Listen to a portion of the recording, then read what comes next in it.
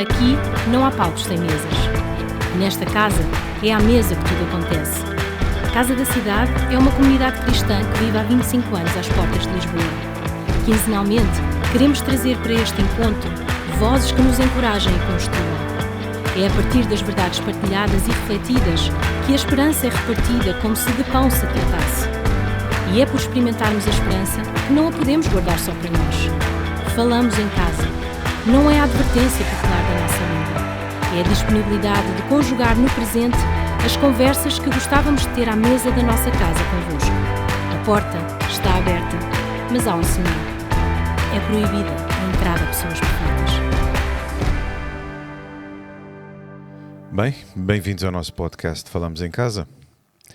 Neste episódio trazemos de novo o segmento Roda de Pastores, que volta na volta vai sentar à mesa os pastores da nossa comunidade que têm partilhado a palavra nas celebrações de domingo. Aqui na Casa da Cidade temos estado semanalmente desde o início do ano a estudar o livro dos Atos. As portas abrem às 9 e às 11, sempre com duas visões diferentes do mesmo texto dados por duas pessoas diferentes. Na última roda de pastores, refletimos acerca do avesso das pregações. Hoje, queremos debruçar-nos naquilo que significa pregar com a própria vida, na prática do pastoreio. Sou Paulo Nunes, comigo tenho também os pastores Levi Pires e Tiago Alves. O que é para cada um de vocês ser um pastor? Comecemos com a juventude. Com a juventude. Bem, em primeiro lugar, feliz por estar aqui, nesta mesa com dois ilustres pastores. O que é ser pastor? Bem, para mim, em primeiro lugar, ser um pastor é um grande privilégio, mas ao mesmo tempo uma grande responsabilidade, um enorme sentido de responsabilidade por tudo aquilo que significa na prática ser um pastor. Mais do que mais, e mesmo muito mais, porque não tem mesmo a ver com isso, eu acho, do que uma posição de destaque ou de superioridade ou de elevação perante alguém. É, acima de tudo, um lugar de serviço e de dependência total do Espírito. Então, para mim, particularmente, uma grande responsabilidade, um grande sentido de temor e tremor de ser pastor. Não. Bem, antes de mais estava aqui agora mesmo a lembrar-me de um episódio que aconteceu já há muitos anos, ainda nem sequer estávamos neste edifício da Casa da Cidade, em que houve alguém que perguntou à minha esposa o que é que nós fazíamos durante a semana. Do género, pronto, ao domingo tínhamos ocupações, a Ruth na altura tinha, ainda tem, mas na altura tinha muita responsabilidade no Ministério das Crianças e eu tinha aquela responsabilidade pastoral, pronto, pregar ao domingo e tudo mais, mas que é que um pastor faz? Porque isto parece-me que a pergunta poderia ajudar a esclarecer alguém sobre aquilo que eu acho que é uma excelente pergunta, que só ela daria um bom podcast, não é? O que é um pastor, não é? O que é ser um pastor. E a Bíblia também nos esclarece um pouco sobre isso, mas na altura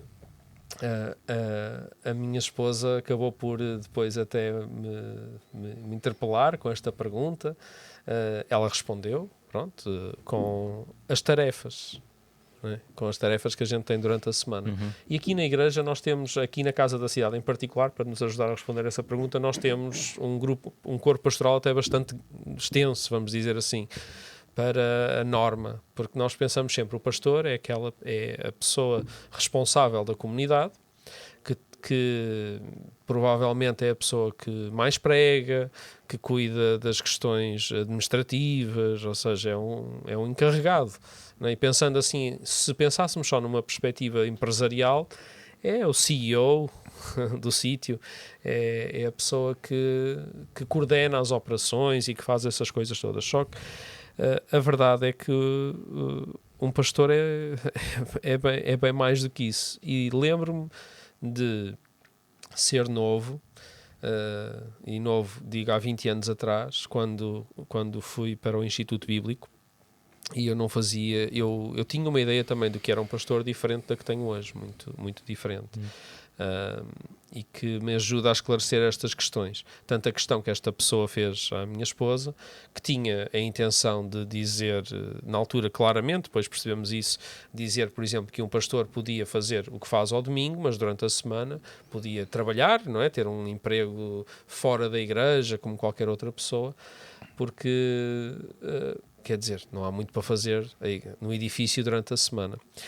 Só que o cuidado, como o Levi estava a dizer, e a responsabilidade que alguém assume vai muito além das despesas e do cuidado com o edifício, ou de estar simplesmente a olhar para a palavra, e quando eu digo simplesmente, é um trabalho que por si só é muito importante, porque um pastor cuida das pessoas, mas eu acho que um pastor também deve ser um ensinador, um mestre, alguém que pastoreia, orienta, cuida das pessoas por intermédio da palavra.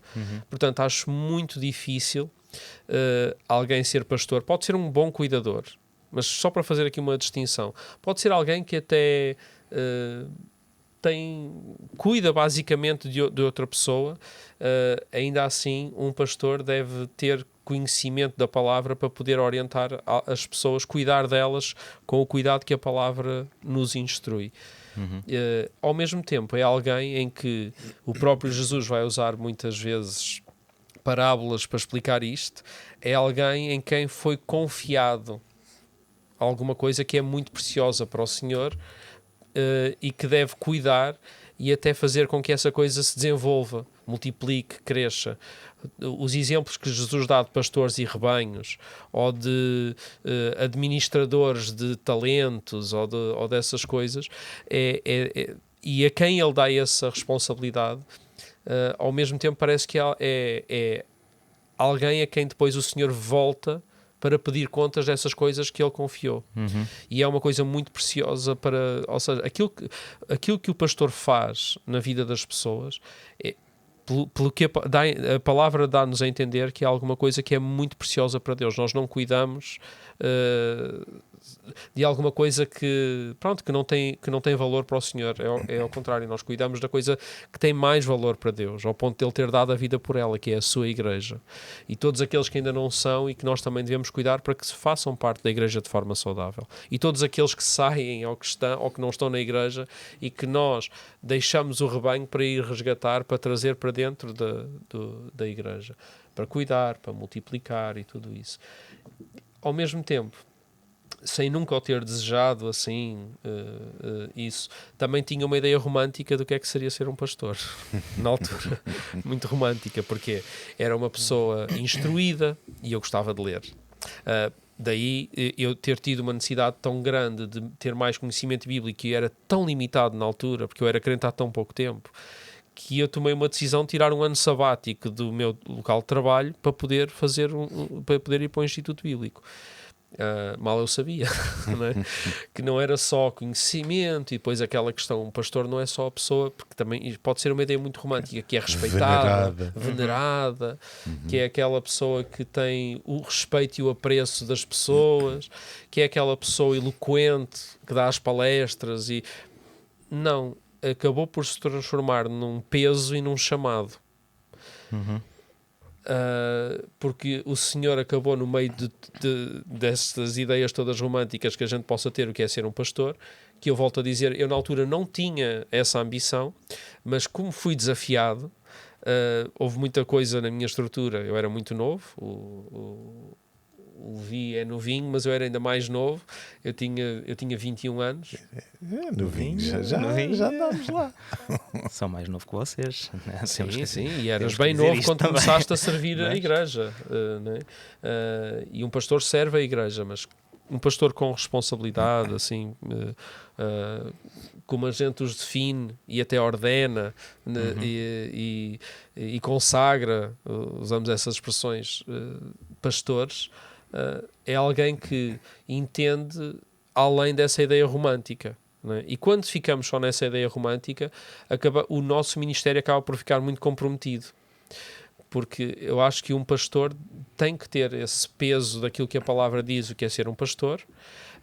Como eu estava a ler Hebreus, tendo em conta o que iríamos falar, e quando a gente não pode somente querer que as pessoas nos obedeçam, como diz lá no Hebreus 13:17, obedeçam aos seus líderes, submetam-se à autoridade deles, mas depois diz, eles cuidam de vocês como quem deve prestar contas, e isto a mim põe-me muito temor, ao ponto de muitas vezes até ter alguma sensação assim, não é um pânico assim desmedido, mas pensar assim, o Senhor requer isto de mim, este cuidado. Não é? E ter o peso de ser um cuidador que tem que instruir na palavra e a dedicação que temos que ter à palavra para não orientarmos mal o povo, para que o povo possa ser corrigido, possa ser exortado, mas ao mesmo tempo bem guiado. É realmente uma tarefa difícil e que exige muito mais do que pensando naquela dúvida de há muitos anos atrás, daquele jovem que falou com a minha esposa, é muito mais do que 40 horas na semana, por exemplo. É alguém que cuida integralmente, é alguém que pensa, que tem sempre estas questões, que recebe muita gente durante a semana, que tem a porta de casa aberta para acolher, é realmente uma coisa muito abrangente. Então, só essa pergunta é o que eu digo. Daria um podcast gigantesco. Eu já estou aqui a falar há tanto tempo. Mas eu acho... Eu só ia escudar-me no texto bíblico. Pastor não é um título. Pastor não é de facto um título. E quando Jesus fala do que é um pastor, ele diz assim em João 10: eu sou o bom pastor. O bom pastor sacrifica a sua vida pelas ovelhas. Ou seja, o bom pastor é uma ovelha que recebeu um chamado e uma responsabilidade para cuidar e sacrifica a sua vida pelas ovelhas. O empregado foge quando vê o lobo chegar. Abandona as ovelhas porque elas não lhes pertencem e ele não é seu pastor. Então o lobo as ataca, dispersa o rebanho, o empregado foge porque trabalha apenas por dinheiro e não se importa de facto com as ovelhas.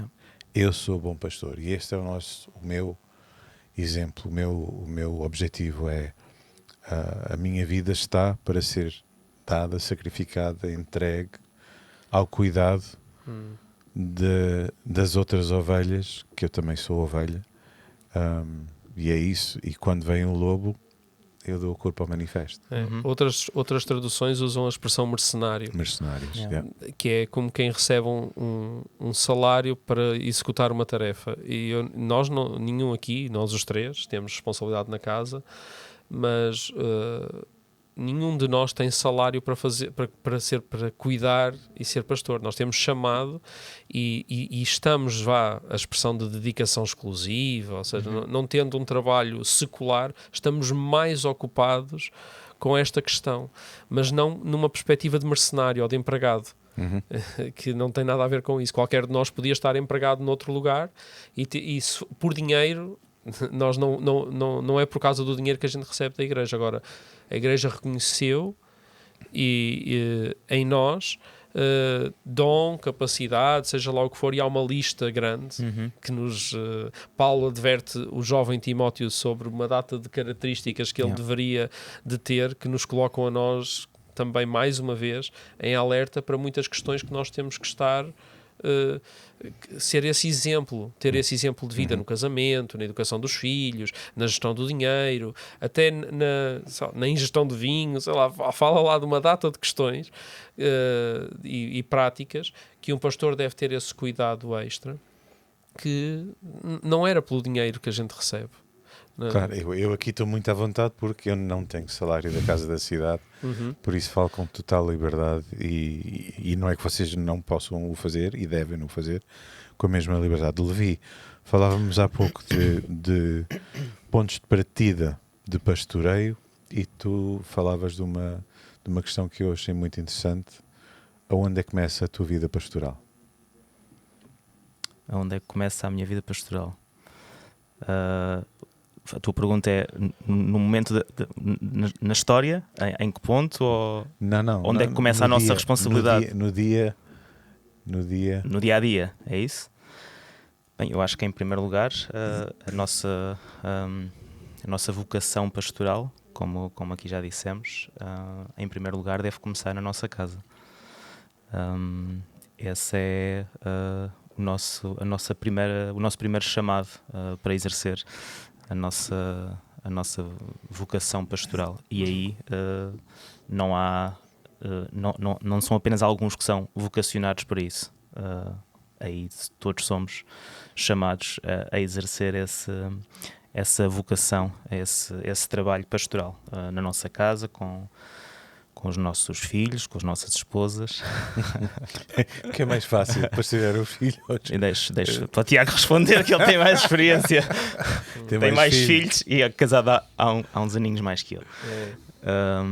Então eu acho que essa é a nossa primeira responsabilidade. E é também logo a primeira dificuldade. Dá-me um exemplo prático de como o fazes. Sim, eu acho que há assim algumas coisas práticas que nós podemos e devemos fazer. Eu acho que ter isso presente em mente de forma diária em tudo aquilo que isto pode parecer assim muito filosófico, muito alegórico ou utópico, mas acho que ter isso presente em mente, esse entendimento dessa responsabilidade e desse dever, acho que deve ser evidente na nossa vida. Mas algumas coisas práticas que podemos fazer, que eu tento fazer com a minha família e com os meus filhos, é ter por exemplo, de forma diária, tempos para lermos juntos a Bíblia, para orarmos juntos, ter tempo para ter conversas assim e abrir espaço para isso, conversas assim, se calhar mais do que triviais, do que como é que correu o teu dia, como é que foi a escola. E por acaso com a minha filha Madalena são até as conversas mais profundas nesse sentido, porque ela acaba por fazer aquelas perguntas assim tão cruas e tão nuas de pressupostos teológicos que a gente precisa realmente de ir assim àquilo que é a simplicidade do Evangelho, mas que acabamos por falar de coisas bem profundas. Mas abrir espaço para isso, ser intencional nesses momentos, e habitualmente a Madalena gosta sempre de os ter antes de ir para a cama, para atrasar a hora de ir dormir. Exatamente, quando já devia estar a preparar-se para ir dormir, mas é isso, é as oportunidades que temos, e onde normalmente, ainda que gosto que eles vão a horas para a cama e tudo isso, nesses momentos eu tento mesmo abrir espaço, e às vezes estamos uma hora, às vezes a conversar, porque depois conversa puxa outra pergunta e tudo isso. E esses são momentos em que a gente entende que a nossa responsabilidade pastoral deve ser exercida também com a nossa família. E normalmente esse tipo de momentos e de conversas é muitas vezes naqueles dias em que a gente precisava mesmo que eles fossem para a cama mais cedo, porque precisávamos de ir, preparar, por exemplo, alguma coisa para partilhares no dia a seguir, ou rever uns apontamentos, ou estudar alguma coisa, ou fazer alguma tarefa, enfim. Tantas coisas que às vezes são precisas fazer. Passar roupa a ferro. Passar roupa a ferro também faz parte, exatamente. Pastorear essas roupas. Também, exato. Mas normalmente eu eu penso, mas o que é que neste momento é importante? O que é que neste momento é a minha vocação a fazer? Então vamos ser intencionais e abrir espaço para isso. E pronto, às vezes as conversas duram, às vezes temos mesmo que as terminar. Claro. Mas Então é pastorear um pouco começa em casa. Eu acho que pastorear começa em casa. Vocês Claro que sim. me conhecem bastante bem sabem que eu fujo sempre do título pastor. Não gosto que me chamem pastor. Não gosto dos títulos, normalmente, porque cresci num país em que o título é muito valorizado e para o ter não é qualquer um. Uhum. Em Portugal qualquer licenciado é doutor. É um doutor. Na minha opinião não é, Não mas pronto. E título não define pessoa. Eu nasci Paulo, não nasci pastor. Então sempre que as pessoas vêm ter comigo e dizem pastor Paulo, eu digo sempre, por favor, tratem por Paulo. E quando falo de vocês, regra geral também é o Levi, é o Tiago, é o Bruno, é o João, pronto, por ser aquela figura mais emblemática e tal. E há muita gente que lhes faz confusão sim. não ser tratado por pastor, por respeito a essas pessoas. Normalmente refiro-me a ele a pastor. Então, pastor sem título. Tiago, é possível no dia-a-dia das relações pastorear sem ter o título? Seguramente que sim. Não é? Eu também sou como tu, não sou assim apegado ao título e também faço questão de ter essa pedagogia com as pessoas de remover da minha do trato que têm comigo o pastor. Ainda que eu não corrijo sempre, porque apesar de tudo, corrijo, por exemplo, estou em casa com o meu pequeno grupo. A gente começa a vir à minha casa porque os grupos são dinâmicos e começam a frequentar a casa. Ou estou à mesa com um casal pela primeira vez que vieram lá e estamos a conversar. E é normal, nas primeiras vezes, haver isso, não é? Mas o pastor, não sei o quê, mas o pastor, olha, só Tiago, por favor.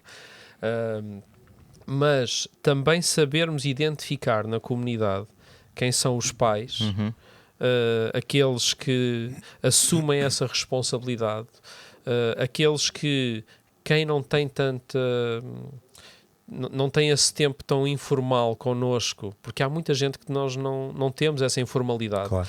Saibam também identificar a quem é que eles podem recorrer, é importante, não é? Portanto, nós fazemos também essa distinção na sociedade, ou seja, não é qualquer um que é médico, não é qualquer um que é... E também podemos usar a expressão aqui, não é qualquer um que é pastor, mas todos podem cuidar e pastorear.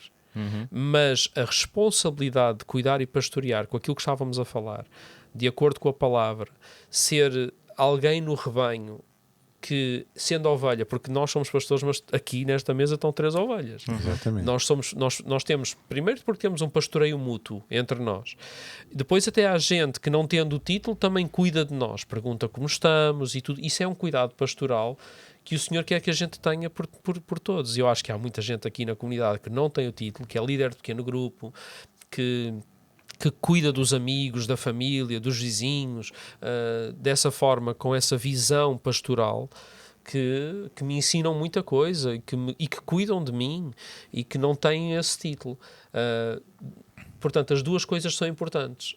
Estar identificado quem são as pessoas que podem caminhar, cuidar, pastorear, elucidar na palavra, seja o que for, e tem realmente um título que não são definidos por ele, porque somos discípulos de Cristo em primeiro lugar, e somos pessoas que estamos a fazer o caminho para Cristo, e se Cristo é o bom pastor, eu quero ser um bom pastor como Cristo, porque essa parábola ou seja, João 10, o que tu acabaste de ler, Jesus está a falar dele, não é? Eu sou o bom pastor. Exato.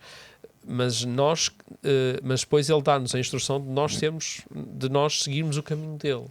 Não é? De sermos discípulos dele, de levarmos a cruz que ele levou, porque o pastor dá a vida pelas ovelhas, ele deu, e ele vai nos instruir a fazermos o mesmo, a darmos a vida pelas ovelhas também, e por isso eu acho que as duas coisas são importantes, saber essa distinção, mas também capacitar e até empoderar as pessoas nesse sentido, sem título, sem título cuida, sem título vai, sem título aquilo que o Levi faz em casa não é exclusivo dos pastores. Uhum. Esclarecer os filhos na palavra não deveria de ser uma coisa que só os pastores é que fazem. É de cristão. É de Cristo. Portanto, tem que estar na mesa das casas. Tem que ser alguma coisa que é servida à mesa em casa também. Na casa de um cristão. É isso mesmo. Pegando numa parte de uma frase que tu disseste, que somos ovelhas e somos pastoreados, esta questão de sermos pastoreados entre nós existe, é importante. Em que medida é que é feita? Porque nós convivemos e às vezes tem esses dilemas, não é? Como aquela pessoa que te perguntou o que é que tu fazes de segunda a sábado, e para nós isto é tão óbvio, mas se calhar quem não está, para mim é tão óbvio a forma como somos pastoreados ou como nos pastoreamos uns aos outros. Como é que te sentes e como é que pastoreias a equipa pastoral? Eu acho que nós podemos dar testemunho com alegria de que pela graça do Senhor, mas também pela intencionalidade que existe da nossa parte, porque acho que isso também é importante ser referido. Nós podemos afirmar com alegria que existe entre nós pastoreio mútuo. Aliás, eu estou sentado a esta mesa com duas dessas pessoas. O Tiago há muito mais tempo, na verdade há muitos anos, e contigo, Paulo, obviamente também, por fazermos parte desta equipa pastoral, mas temos obviamente essa felicidade, mas também essa intencionalidade. E acho que tem que existir mesmo essa intencionalidade. Nós não podemos dizer que cuidamos uns dos outros se não formos intencionais em provocar esses momentos, esses encontros, esse pastoreio. É alguma coisa que eu reconheço também que infelizmente não é, provavelmente em muitos contextos, muitas realidades, alguma coisa que possa ser afirmada por todos. Conheço algumas realidades, várias na verdade, em que isso não acontece. Há muitos pastores a caminhar sozinhos. E acho que também, se calhar, um bocadinho por culpa daquilo que falávamos antes, porque não há este entendimento também por parte das ovelhas, que o pastor também é alguém que precisa de ser cuidado e também é alguém que é ovelha. Então... Sim, mas vamos ser mais práticos, mais objetivos, vamos falar de coisas reais, não conceitos. Isto quer dizer o quê? Que almoçamos juntos? Do que é que acontece na nossa realidade? Como é que nós nos pastoreamos? Quer dizer, quando dizes os pastores caminham sozinhos, quer dizer que de segunda a sábado estão no escritório sozinhos? Mas é assim, logo por aquilo que falavas antes, Paulo, de que o título é alguma coisa que parece que há gente que supervaloriza. Mais é o título e é a posição e é quase a imagem intocável que as pessoas têm de um pastor, que fazem com que muitos pastores se fechem e não tenham isto que nós estamos agora aqui a afirmar num podcast, mas que várias vezes o dizemos num domingo. Aliás, o nosso púlpito é um lugar de vulnerabilidade pastoral até, muitas vezes, onde não é assim tão fora de comum um pastor salientar uma fraqueza ou uma dificuldade. E isso não é tipo um pedido de ajuda público, é um reconhecimento de que toda a gente necessitaria do cuidado pastoral que nós estamos aqui a salientar hoje neste podcast. Ou seja, se toda a gente necessita, o pastor educa o seu rebanho sobre essa necessidade, também na medida em que fala sobre isso, não apenas para os outros, mas que revela e mostra de que ele também necessita e que a forma de o receber, de forma muito prática, nós, quando estamos juntos, nós temos encontros, agora, todas as quartas-feiras de manhã nós estamos juntos, a Comissão Pastoral, né? É um grupo, nesta altura, só de homens, aqui da casa, que são pastores, que se encontram para tratar alguns assuntos de tomadas de decisão, partilha de visão, o que é que o Senhor nos tem falado, para onde é que a igreja vai, e todas as quartas-feiras oramos e estamos juntos a tratar de alguns dilemas, recebemos outros pastores ou gente com responsabilidade da casa para também falar sobre estas mesmas coisas. Mas também não é incomum nessas reuniões haver alguém que diga, olha, eu estou com uma dificuldade. Os pastores, por exemplo, têm sem personalizarem ninguém, mas os pastores, às vezes, falam de dificuldades que têm com os filhos, com a mulher, com a família, com uma ovelha difícil, com uma coisa, com um problema que não estão a saber como gerir, pedem conselho aos outros pastores, portanto, e nós fazemos isso. Decisões financeiras. Questões, olha, e pomos, e no conselho há sabedoria, e fazemos isso entre nós, há esse pastoreio mútuo, e é aberto, porque é bom que quem nos ouça saiba que, apesar da dimensão de igreja, apesar daquilo que é muito bom que a gente faz ao domingo, que também é uma instrução pastoral, a pregação de domingo é uma instrução pastoral, orienta as pessoas na palavra, mas também há essa abertura. Nós estamos aqui durante a semana e é muito comum estas salas aqui à volta do sítio onde nós estamos a gravar o podcast. Às vezes até quando não há mais salas, a própria sala do podcast é um gabinete pastoral, vamos dizer assim. Mas e além disso, eu acho que é uma coisa bonita, como por exemplo o Levi estava a dizer que nós temos esta relação pastoral há muitos anos. Nós, para além de recebermos pessoas que nos vêm falar dos dilemas, tipo um confessionário, ou seja lá o que for, nós acompanhamos gente ao longo da vida, como nos acompanhamos uns aos outros. É tão bonito, por exemplo, eu fui pastor de jovens aqui, há 15 anos ou mais, e adolescentes, e eu acompanhei gerações. É? Vi gente que era criança que passou para esse aprisco de qual eu tinha mais responsabilidade e vi-os a crescer, e hoje são eles pastores de jovens e adolescentes, não é? E acompanhá-los em diferentes processos e estágios da vida não me dá assim um direito sobre eles, porque o pastor não é dono de ninguém. Não é? Por muito que a gente diga meu rebanho, essas expressões, nós não somos, não é nossa propriedade, é do Senhor. É rebanho no sentido que dou vida por ela. Eu dou a vida por este rebanho, é isso mesmo, eu não sou o dono deste rebanho. É como o marido, eu sou marido porque dou vida pela esposa. Tal e qual. Pronto, tal e qual. O sentido. Senhor confiou-nos o rebanho dele. Não é de posse, é de serviço. Não é? O Senhor confiou-nos o rebanho, ele vem pedir contas deste rebanho. Então é diferente de dizer é o meu rebanho. É as minhas ovelhas. Não, mas são minhas para cuidar, mas amando do Senhor, na invocação. Então é muito bonito ver isso a acontecer. Mas é isso, Paulo, esses exemplos todos que eu acabei de dar, casamento, finanças, decisões, dilemas, decisões. Sim, e ao mesmo tempo que há, desculpa Paulo, ao mesmo tempo que há, como eu dizia, e falámos aqui de alguns exemplos, ao mesmo tempo que há muita intencionalidade também em provocar esses momentos, nós estamos juntos semanalmente, temos este tempo que falámos, à quarta-feira, também à quinta-feira com a equipa pastoral mais alargada da casa. Ao mesmo tempo que há muita intencionalidade nisso também, porque é uma prática que nós desenvolvemos muitas vezes. Existe esse espaço também às vezes na informalidade, num tempo de almoço que se prolongou e a conversa continuou, e vamos por ter ali às vezes esse tempo de partilha, de oração.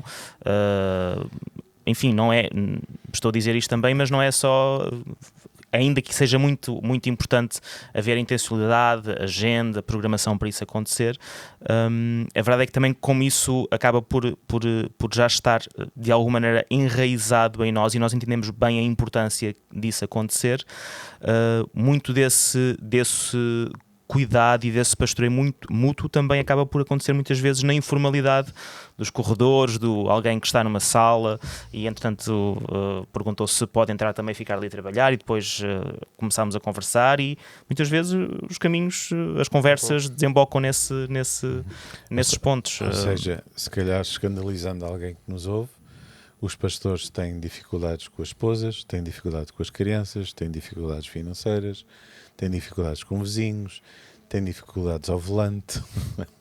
Eu rimo agora. Ao volante. Eu rimo agora porque essa para mim às vezes é uma que manifesta a minha carne. Sim. E nós confessamos-nos não no sentido de apenas tirar peso, mas sim de prestar contas. Sim.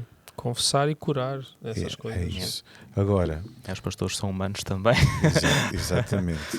Voltando aos Atos. Atos é muito intencional e nós estamos há já alguns meses e parece-me vai ser curto o ano para falar de Atos. Há tanta coisa. Está a ser muito, E tem sido tão bom, não é? pessoalmente para mim está a ser muito bom.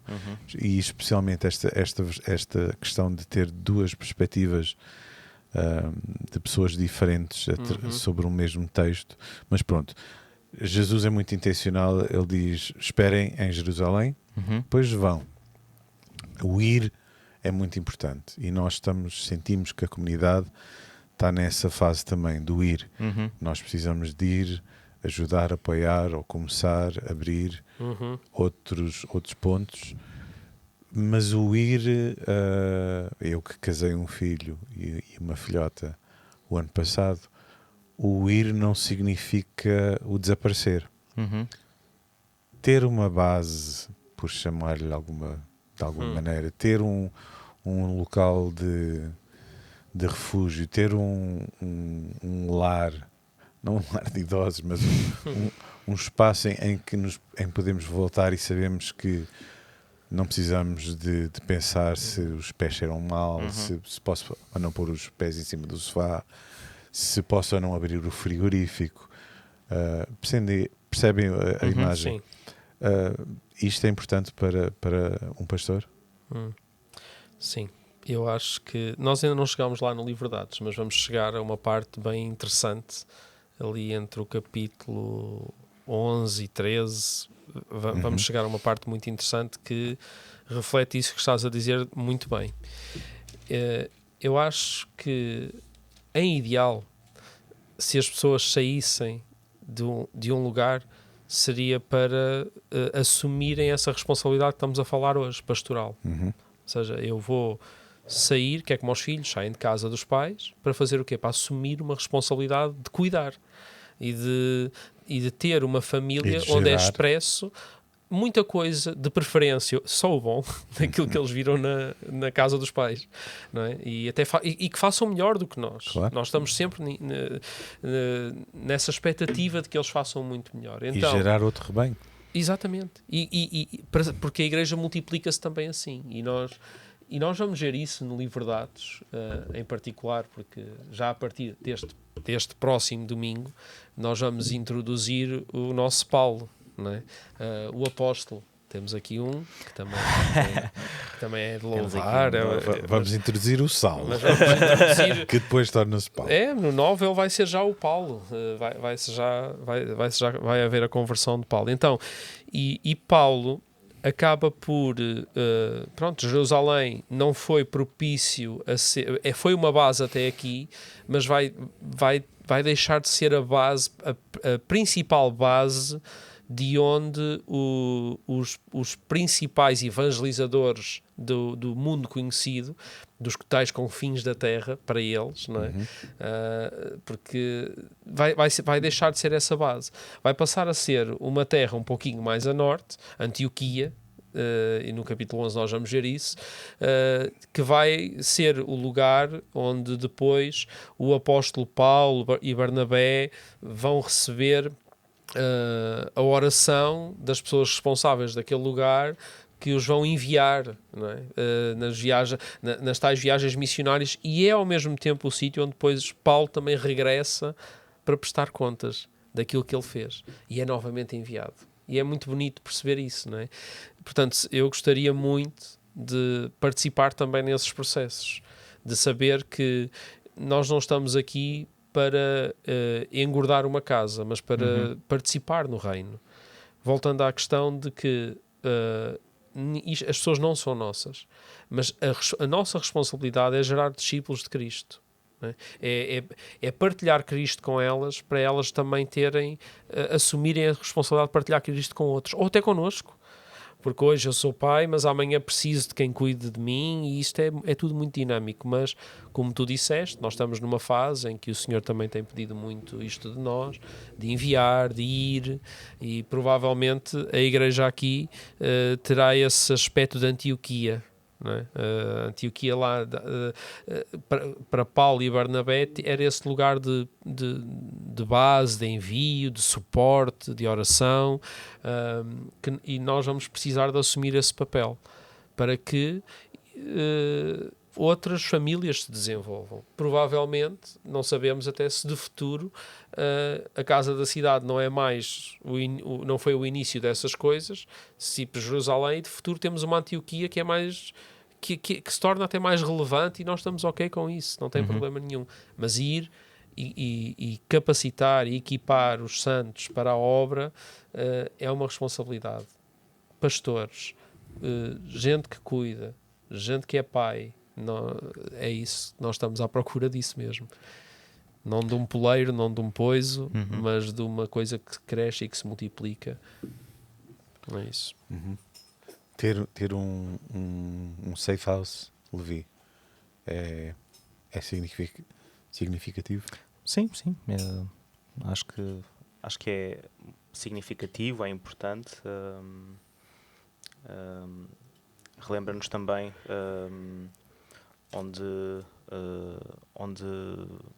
onde pertencemos, onde o Senhor nos chamou e onde, a partir de onde nos enviou. Acho muito importante, concordo com tudo aquilo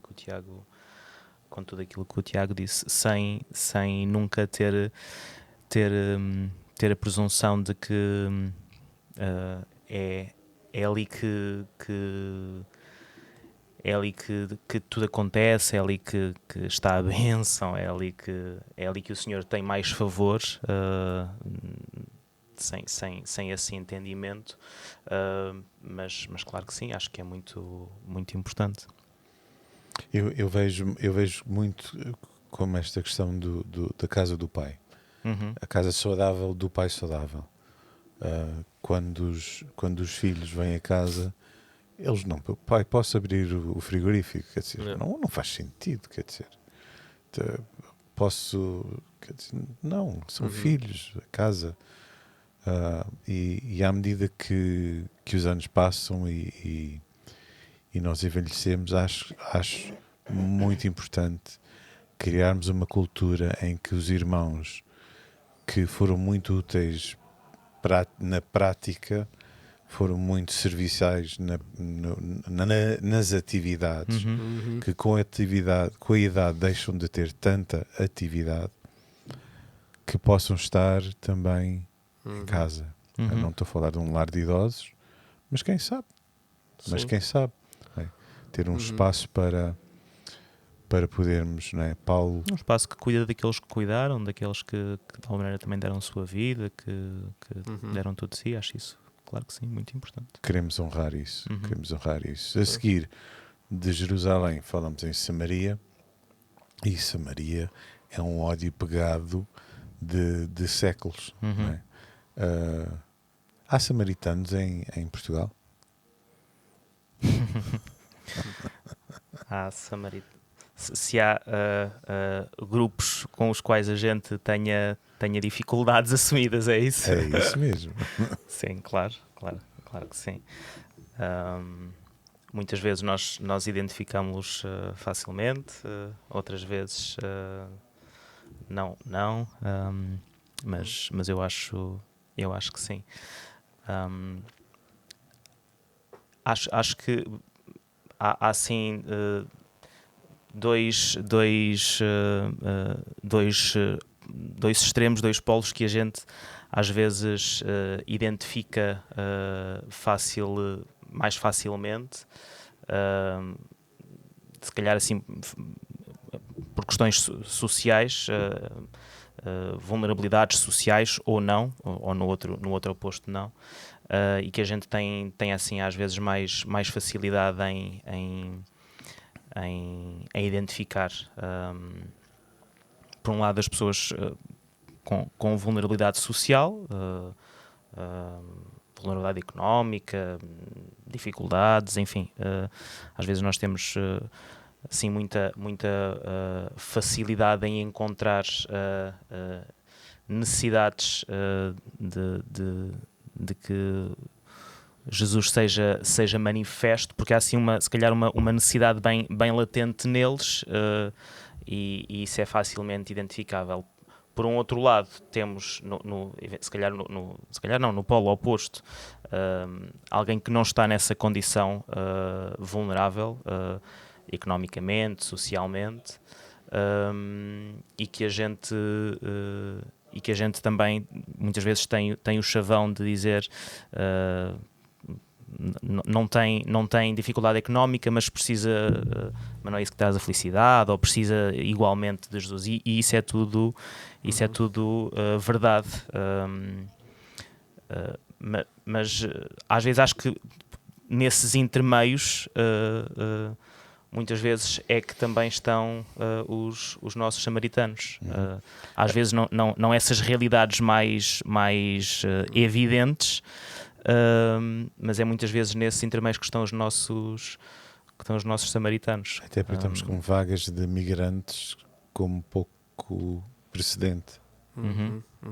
Eu, quando penso nessa pergunta, eu penso assim: aquilo que os samaritanos eram para os judeus, eu pensando em quem são os meus samaritanos, e eu peço aqui ao Senhor, diante de vocês, que não me transforme em Filipe e me envie para lá mesmo. Eu, quando penso nos meus samaritanos, eu penso nos mercenários que estávamos a falar há pouco. E até recentemente às vezes dou de caras assim com algumas coisas que apertam o meu coração e que me põem assim com os nervos em franja, a pensar que eles deveriam de levar com alguma exortação. Parece-me que está-me a ser difícil às vezes ficar calado. Claro que não é como muita gente às vezes faz, que vai para as redes sociais fazer figuras tristes, vamos dizer assim, dizer mal de outros ou de outra igreja ou de quem pensa diferente, e começa assim, tirem-me desses filmes. Esses são samaritanos para mim. Não, quem faz esse tipo de guerra é samaritano. Para mim também é difícil de gerir. E os samaritanos eram um povo que acreditavam em Deus, mas como está lá escrito em 2 de Reis, no capítulo 17, também acreditavam numa data de outras coisas. Portanto, era uma mistura. E há muita gente que mistura tudo, e que é uma confusão, e que depois, em nome de Deus, também fazem uma data de coisas e dizem uma data de coisas que não têm nada a ver com quem Deus é, de forma clara, de acordo com a palavra, e que às vezes com muita dificuldade podem colocar Cristo naquilo, e isso realmente, e lá está, as redes sociais são um ninho, mas depois também temos algumas situações perto de nós que é difícil de gerir.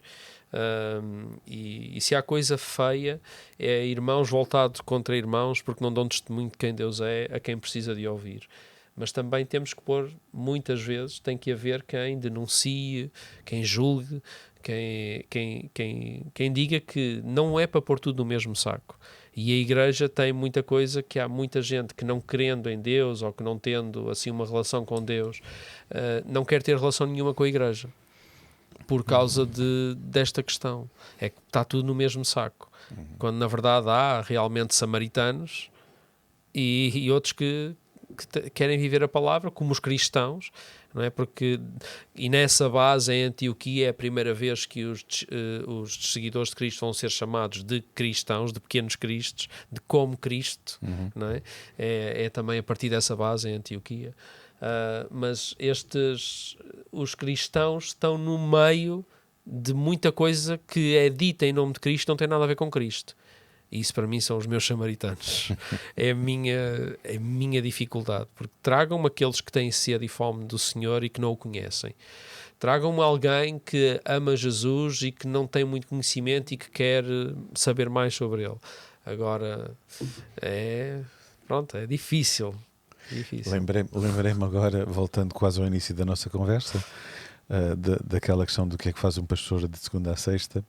Ouvi alguém a perguntar ao Papa Francisco o que é que um Papa faz? De segunda a sexta. Não, ponto. O que é que o Papa faz? Ok. Ponto. Ele sorriu e disse: essa pergunta é muito fácil de responder. Ele disse assim: antes de sair da cama, eu digo, paizinho, são palavras dele, paizinho, eu sou ovelha tua. Tu me chamaste para cuidar das tuas ovelhas. Sem ti sou incapaz de o fazer. Ajuda-me a ser pastor. Achei aquilo bonito. E nas jornadas da juventude do verão passado, ele disse que há espaço para todos. Eu pedia para concluir que pudéssemos acabar esta frase de alguma maneira. Um pastor inclui quando? Eu estava à espera que nós terminássemos esta conversa com uma pergunta do que é que diziam os teus olhos, mas não foi por isso que eu me preparei, estou a brincar. Mas olha, eu acho que segundo tu, como consequência de tudo aquilo que a gente tem vindo a falar até agora, eu acho que um pastor inclui quando serve e cuida com amor, em amor, não deixando em momento algum de anunciar a verdade também em amor. Acho que estas duas coisas não podem ser dissociadas uma da outra, mas o amor tem que estar presente, tanto no ato de servir e de cuidar, como no ato de anunciar a verdade. E digo isto porque eu acho que muitas vezes também nós temos enfim, as pessoas poderão ter a tendência de entender um pastor como apenas alguém num destes dois pontos, ou alguém que cuida e serve, e isso é uma verdade. Um pastor deve ser alguém que cuida e serve em amor, ou então como uma pessoa apenas que está para anunciar a verdade, para apontar caminho, para ser um profeta que fala em nome de Deus. E isso também é verdade, mas não são duas coisas separadas. Acho que as duas devem funcionar de forma junta e não dissociável. Então acho que é por aí. E eu diria que, tendo em conta o que o Papa disse, eu concordo em parte e tenho que discordar, não é? Porque também numa parte é que eu acho que a Igreja tem que ter espaço para todos. Sem que para isso abra espaço para tudo. Exatamente. E não ficou assim tão claro para mim na altura. Certo. Pronto, e isso eu acho que um pastor inclui quando, não concordando com tudo, não dizendo amém a tudo, tendo por bitola a palavra e a vida de Cristo, não deixa de ser um reflexo de Cristo para todos. Eu acho que isso é inegociável. Nós devemos cuidar, acolher e amar com a verdade todos. Então é isso. Um pastor inclui quando, não concordando com tudo e dizendo amém a tudo, ainda assim é um reflexo de Cristo para todos. Eu, concordando com aquilo que vocês disseram, para não ser redundante, eu diria um pastor inclui quando está disponível para escutar. A nossa sociedade tornou-se numa de sim, não, esquerda, direita, extremos, e não há espaço para ouvir o que é que está no meio. Feitas. O que é que está no meio? Porquê é que chegaste aí? Como é que chegaste aí? Eu acho que um pastor inclui quando também escuta, e para além daquilo que vocês disseram. Meus queridos, foi um prazer estar à mesa convosco. É pena que a mesa só tenha livros, bíblias e telefones e não outras coisas, mas ficará para outro. E outras mesas que têm outras coisas. A gente trata disso daqui a pouco. Isso também se trata. É isso. Nem só de pão viverá o homem, mas também. Um abraço a quem nos escuta. Um abraço. O Falamos em Casa é uma produção da Casa da Cidade. Encontram mais informação sobre nós em www.acasadacidade.com. Estamos juntos todos os domingos, às 9 e às 11, presencialmente e online. Que esta conversa seja um convite para nos visitar.